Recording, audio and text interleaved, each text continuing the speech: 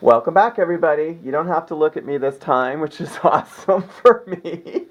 And what I'm going to show you, you will have to listen to my voice, unfortunately. You're going to need this blue handout on instructions to get onto the intern placement tracking system. There should have been a white envelope with your name on it in your box as well. That will have your codes, and it will be helpful if you have those in front of you as I'm guiding you through the process. So all roads begin on the social welfare homepage, and you click on field education. And then you click over here under placement process, which is the second choice down. And then you click down on the blue letter second year placement. And then down here it has the link for the internship placement tracking or IPT system, and you click on the link. Fantastic. And that actually opened to my account, so let me take that off. So this is what the home page is going to look like when you get there. So it's blank, and you're going to take the instructions from your white envelope and you're just going to follow them. And I'm going to put in a faux user's information. So it's Berkeley with a capital B. The username that appears in your envelope, and the passcode which appears in your envelope. And you click login. And you're in. So this is the internship placement tracking system. The first time you log in, it will ask you to choose a permanent username and password. And what we suggest is that you use your CalNet username and your CalNet password. And that will become, how you will remember, frankly, to get into the system. So at the top, it's a menu-driven system, and at the top I want you to click on Student Detail. And what you will see should be information regarding where you live, your email, your phone number, who your consultant is, some identifiers. And we'd like to ask you to update that information for us. And when you've done so, to click the Save button right here. And we would also like to ask you to come flip down, and here is an icon that says Attach Pre-Placement Questionnaire. And this is a faux student that I'm using just for this video, but your questionnaire that you filled out before you were in student with us about your professional goals and interests and your field learning needs should be on here. And you just press View, and it will pop up, and you can take a look at what you said again before you began our school. And we ask you to review that again before you meet with your field consultant so that you can do a nice wide-angle assessment of some of your goals, interests, and needs. Okay? And so that's basically student detail. Probably what you're most interested in is cracking into the code of our agency list and surfing around there. So you click on Agency List, and what you'll notice is some of the agencies have a yellow flag. And the yellow flag means that since the website opened, which was Thursday, January 19th, that somebody has gone onto the website, either from our staff or from the agency, and updated the listing. So anything that appears with a yellow flag means that it's been updated since January 19th. So there's a couple ways to search the website. And so I'm going to start by showing you how to filter. And there's a icon here in blue, filter. And basically you can choose your concentration, and I'm going to choose community mental health for purposes of discussion. And then you scroll down using the sidebar, and I'm going to choose regions. If you want to know every single community mental health placement listed, just click all the regions. If you just want to look at certain regions, just click those regions.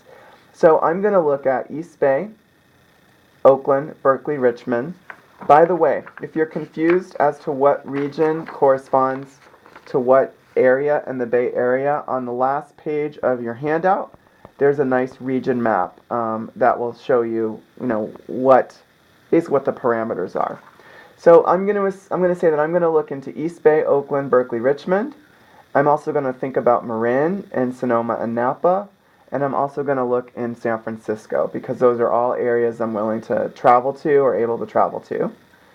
And so once you've clicked at least one box under concentration and at least one box under region, you then go up and you click on the apply icon.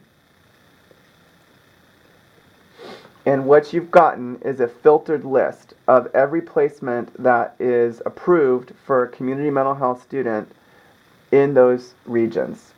And then you go here and you want to click A to Z so that you get the full listing and not just the A's and the B's. And so as you can see, we have a ton of listings, and a lot of them have been fairly recently updated, which is fantastic as well.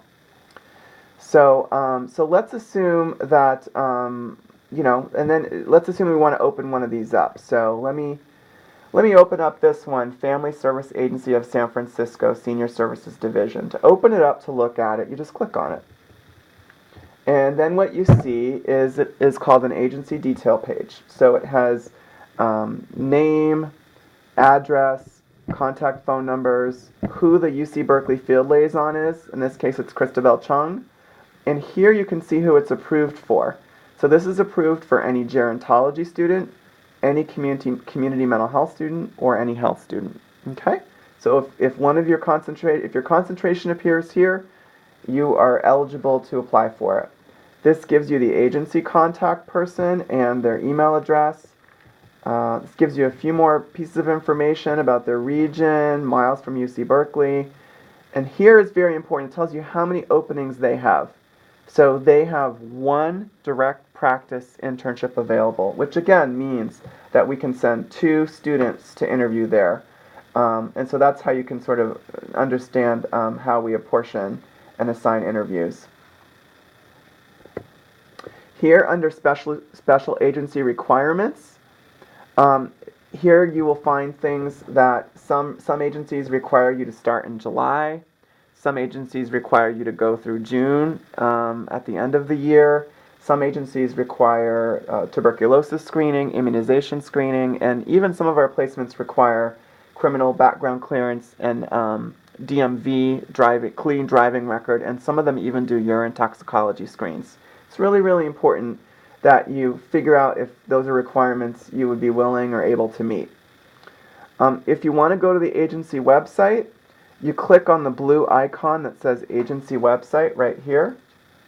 You click, and then it links you immediately there so you can take a look at some of the programs and recent information about the agency.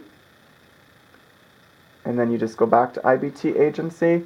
And then here is a description that basically tells you who the agency is, who they serve, how they serve them, what interns do there and what interns can expect to do there, and any special on-site supervisions, trainings, or learning opportunities.